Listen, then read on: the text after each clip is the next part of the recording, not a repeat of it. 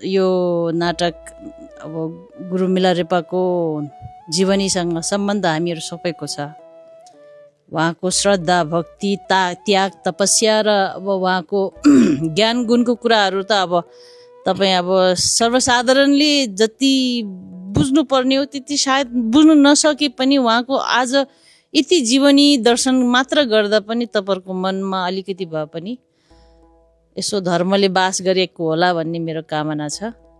मेरो यो नाटकमा जुड्नुको कारण पनि त्यही थियो। मेरो कामना, भित्री कामना त्यति हो कि गुरुमिला रेपाको आशीर्वादले सबैको मन मस्तिष्कमा धर्मको बास होस् अनि ज्ञानतिर अलिकति लम्किनमा भए पनि अलिकति प्रेरित होस्, आशीर्वाद मिलोस् भन्ने मेरो कामना थियो।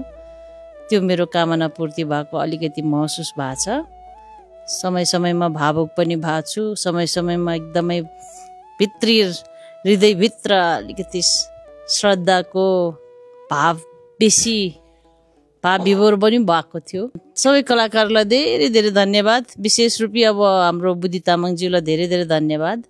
यो यस्तो पुण्यको कार्यमा अब आफू पनि कला क्षेत्रमै संलग्नता छ, त्यसमाथि पनि यसरी गुरुमिला रेपाको यसरी जीवनी नै यसरी नाटकीय रूपमा यस्तो सुन्दर तरिकाले उहाँले प्रस्तुत गर्नु सोच राख्नु भएकोमा धेरै धेरै धन्यवाद।